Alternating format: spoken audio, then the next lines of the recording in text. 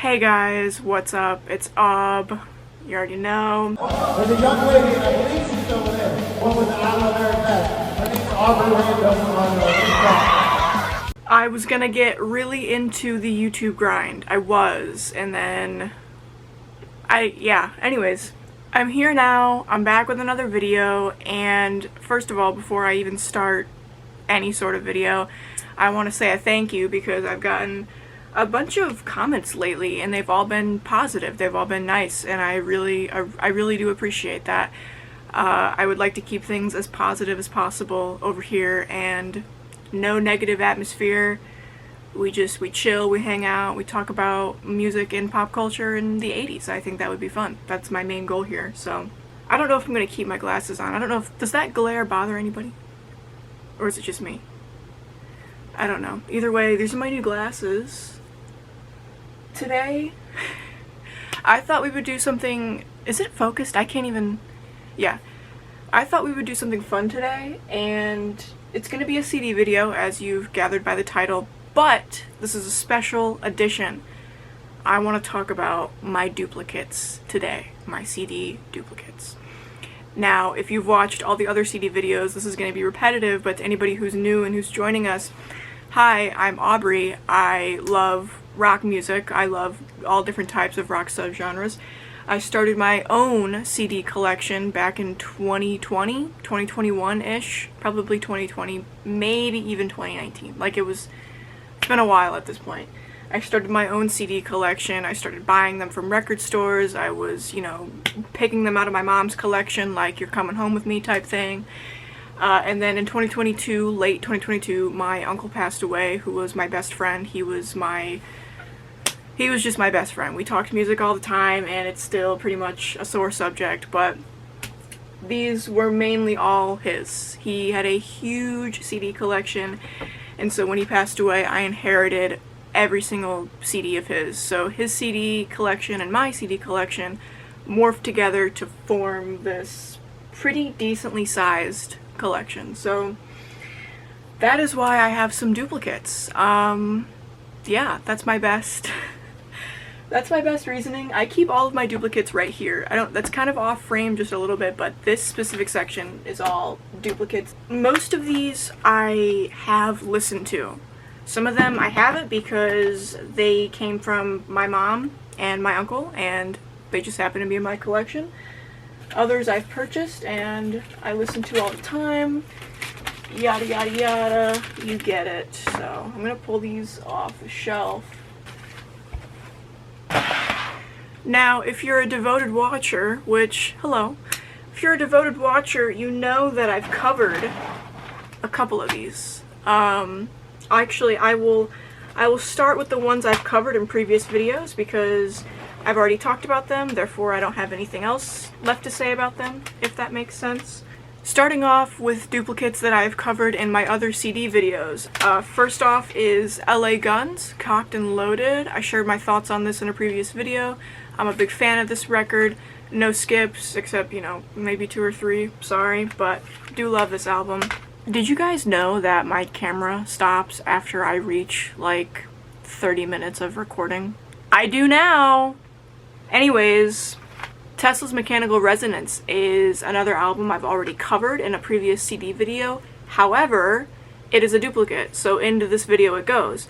I said pretty much everything I could say about this album when I covered it in my previous CD video, but just to recap, I think it's incredible. I think it's beautifully written. I think it's wonderfully laid out. I have so many nice, amazing thoughts about Tesla's Mechanical Resonance, and truly there are just not enough words to describe how much I love it. So if you want to see me talk about it, go watch the other video, you know what I mean? But Tesla's Mechanical Resonance, I cannot wait to see Tesla live this summer. I'm very excited about it. So yeah, moving on.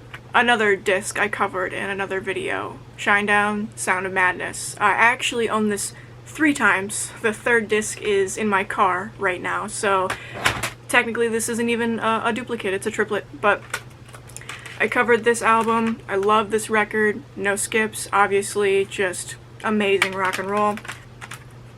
Another album I covered in my previous vids, This is Tufts' What Comes Around Goes Around. I think this is their debut album if I'm not mistaken. But yeah, I covered this. I spoke very highly of the aesthetic and the overall look of this disc. It's a beautiful disc. I love the album cover. I love their photos. I love it all. Beautiful album and good album content as well. So, Sammy Hagar, this is Unboxed. I've never listened to this record. If I'm remembering correctly, one of these is from my uncle, and then the other one, I was at a record store, and my mother said that I should get it because it's a good album and that I need to listen to it. And I still haven't listened to it, but it was her recommendation, and apparently my uncle recommends it as well. So, Sammy Hagar's Unboxed. An album that I don't know too much about, but I do like a couple of the songs on here. This Jackal record, I'm sure there are people out there who know a lot more about this than I do. There's not much I could say, unfortunately, except for the fact that, you know, I Stand Alone, great song. Down on Me, I really like the song Down on Me, and I don't think I've listened to any of the other songs off of this album. Jackal was just a band that was never really on my radar as much as they should be, you know, because I hear a lot of great things. People seem to really like them, so definitely a record that I should be checking out. So, another album that I have not listened to all the way through, this is Scorpions' Savage Amusement. I don't remember the story. I think I bought this with the intention of listening to it. I found it at Goodwill, and I guess I'm building a Scorpions collection because I have quite a few Scorpions CDs, so I thought that this would be a nice thing to add into my collection. Little did I know I already have it because I inherited it from my uncle. So now it's a duplicate. Still haven't heard it. It's on the to-do list, guys. I'm sorry. I'm so sorry. What's the song on here that's good? Oh yeah, Rhythm of Love. That's an absolute classic. That's great. Yeah, I need to check this out. Maybe I'll put it in my car so I'm more inclined to like put it into one of the slots. I don't know.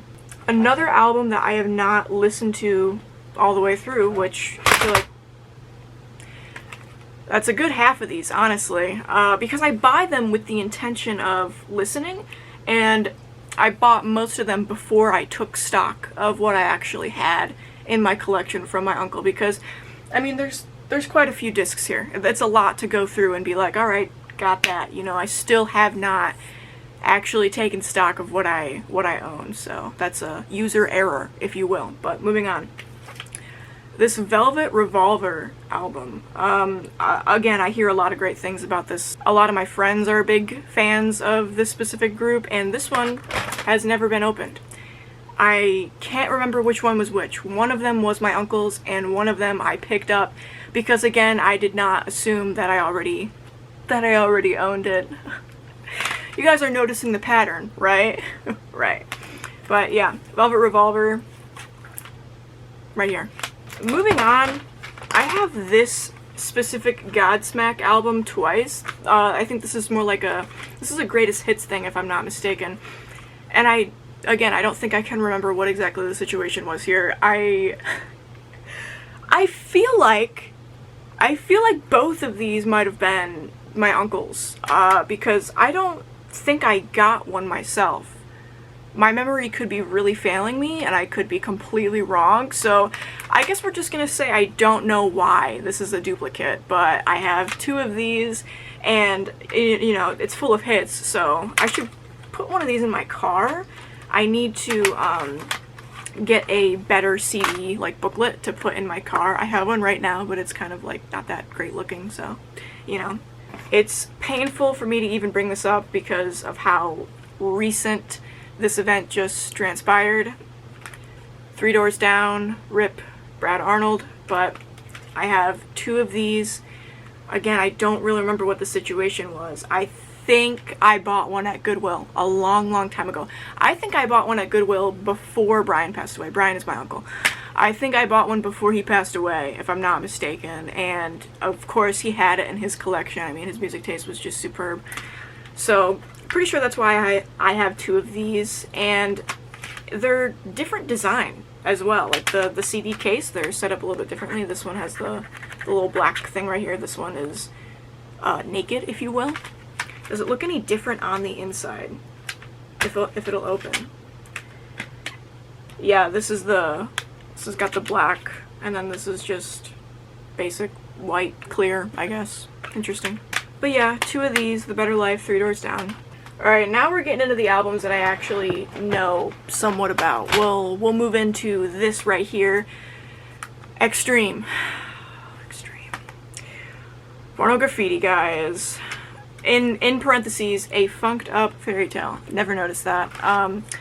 This one is missing the thing because it's actually on my wall. It unfolds into this really, like, it's kind of like a half poster of Extreme, and there's a small section with like the, you know, the mentions of the band and things like that, but the rest of it is this big picture of Extreme, so it's up on my wall as a poster. I don't know why I have 2 of these. I think I bought one a long time ago, and I think one of them belonged to Brian, if I'm not mistaken, but I don't remember buying it. I don't, so it must have been a record store trip. That seems the most plausible. My duplicate most likely came from a record store, but moving on, I will show you what this unfolds into since the other one is on my wall. Unfolds just like this nice little photo of Extreme, and I remember looking at this for the very first time. I unfolded it and I thought, okay, that's going up on my wall, no questions asked. But I really, really love this album, and obviously the content of the album is great, but like what they did with the visuals, I just feel like that was so different, that was so out of the box than what, that was not pronunciation. I just feel like Extreme was doing something that was so out of the box, if that makes sense. It was against the grain for what was happening in the time frame that this was released, because this was, what was this, 1989? 1990, close enough. So lots of different things were happening musically at this time. So Extreme came out and they said, let us join the party and give you something that's entirely different than what we just did previously, because their debut album was a bit more rock and roll, if you will, and this was a bit more funky metal, I feel like. Funky rock, if you will. So I feel like Extreme is one of those bands that just, they can't fail. They just can't. They continue to do great things. They're just such well-rounded, well-fleshed out musicians, and I mean Nuno Betancourt, like, come on, amazing talent. They're all amazing talents. Extreme. Moving on. This is another triplet. My other triplet I just talked about was Shinedown's Sound of Madness. This is a triplet. This is Guns N' Roses' Appetite. I feel like if you're going to own an album 3 separate times, this would be the album to own 3 separate times on 3 separate occasions. I have zero clue why I own this 3 times. I mean, I can't even tell you. I think I bought one... That was my jaw. Oh my god, I can't wait to watch that back. I can't even tell you why I own this album 3 times. If my memory is not failing me, I'm pretty sure I bought one of them at Walmart a very long time ago, like 2019, and this would have been like the very beginning of my record collection. And then I can only assume that Brian had his own copy, and I really have no idea why I own it 3 times. Can't even tell you. But again, like I said, if you're gonna own any album 3 times, this is probably the album to do it with. No skips, absolute classic. I mean, enough said right then and there. You know what I mean? So, moving on. Skid Row debut record. Why is my voice doing this? Do you guys hear this? Oh my god.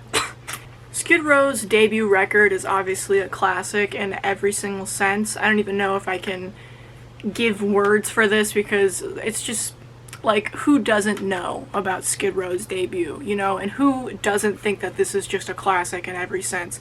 I mean, great musicianship, great vocals, just, it's great all around. It's a hard rock classic, and you just can't go wrong with it. So I'm not surprised that I own this twice. I think I definitely, again, I think I thrifted one of these, probably at Goodwill or something like that. I'm always checking the CD section. And what's interesting is that these are clearly 2 different batches, if you will, because one of them has the red text and one of them has the black text, which probably can't really see that well, but moving on. Fall Out Boy's From Under the Cork Tree. If you guys don't know, I'm a big Fall Out Boy fan. I really am. I really got into their music in 2021. I was going through a lot of changes in my life, and I feel like this album really spoke to me during that time and period, and I'm still a big fan of it to this day. I still listen to this record. I actually remember I was in Goodwill, it couldn't have been that long ago, I found another copy of this and I almost got it, and I thought, I don't need it. I already have it twice. So yeah, and I'm pretty sure both of these are from my own collection. I think I remember coming across it again and I thought, you know what, I need to bring it home. It has to come home with me. I don't care if I already have it. So, but I draw the line at triplets, all right? I don't know how those happen, they just happen. This is another one that I think I know why it's a duplicate, because I remember buying my own version of this. I got this at a record store years ago, and I believe the other one was Brian's when I got his collection myself. So Bon Jovi's New Jersey, I mean, you can't go wrong with this. And interesting here that these are clearly way different batches from each other. Let's take a look at the back. I did not know that both backs were different like this. I think this says 2010 on it, re-released. Yeah, completely different versions, but Bon Jovi's New Jersey. I don't have much to say about Bon Jovi. Like, I never got deeply into them as like a devoted fan. I always thought that they were, you know, very talented people, very talented musicians, but it was never really a band that reached out to me into my soul. You know what I mean? Def Leppard's Hysteria. Now, it's funny we talk about Def Leppard because I know for a fact I have Pyromania on disc. Can't find it anywhere. I don't know what happened to it. It literally into the abyss. But that's not what this is about. This is about Hysteria. So Hysteria, one of the greatest records ever written, recorded, produced, whatever it is, just top-notch music. It is. I have a friend who is a music producer himself, and he basically just, you know, would listen to this over and over, and he really ripped it apart, and he told me it's perfect, essentially. And you know what? I take his word for it. So Def Leppard Hysteria, really cannot go wrong with this, ever. Ever, ever, ever. There are no skips on here. Maybe like one or two on specific days if I'm not feeling it, but just such a well done record. And I truly think that Pour Some Sugar on Me is one of the best anthems written of all time. And I mean, I don't know who would disagree with that. It's just such a classic. You just can't go wrong. You know what I mean? So, Def Leppard Hysteria. Got a couple more discs here, guys. 3 more albums to talk about that I have duplicates of, and one of them is Nelson. What do you guys think about Nelson? A little After the Rain action, okay? I have always loved the look of this band. I always have. I mean, they just look so friendly. I can't explain it. They just look so friendly. I don't know, guys. But I've always liked Nelson. I know some people have feelings about that. They're not the biggest Nelson fans. I know a ton of people who are like, God, they suck, I can't stand them. I know a handful of people who are like, wow, I love them, I love their music so much. Really, really varies. Results may vary if you ask someone how they feel about Nelson. So, me personally, I've always liked them. I think that they just have a lot of fun. That's what it sounds like, at least when I'm listening to their music. It sounds like they are smiling through the music, if that makes sense. So, obviously, the Nelson twins, just so unbelievably talented. They come from a long line of, you know, talent. So, it's very obvious that they're going to be insanely talented themselves. So, greatness. Second to last here, Great White's Twice Shy. Were you expecting this? Were you not expecting this? I don't know. But, Great White's Twice Shy. I remember being in a record store years ago. God, what was this? Like 2021, maybe? I think it was 2021. I'm not sure though. But I did go into a record store with my mom and I purchased this album. And I'm pretty sure it was the cassette version. I got the cassette version of this album. And the guy behind the counter was like, so it's your birthday? And I was like, no. And he was like, okay, so it's your birthday. And he just gave it to me for free. So that was a great experience. Never forget that. That's what I think of when I think of this record. But I definitely bought this myself. This has a sticker on it. I'm pretty sure I got this at Goodwill, if I'm not mistaken. And then this, of course, had to be Brian's. It had to be. I like this album. I honestly don't know too many people that don't like Great White. I think that they had this sort of raw talent to them. And, you know, especially with Jack Russell's voice, I mean, it's just unmistakable, in my humble opinion. So, great stuff from Great White. And, of course, I mean, you have Bobby Brown right here. My gorgeous queen. I love her.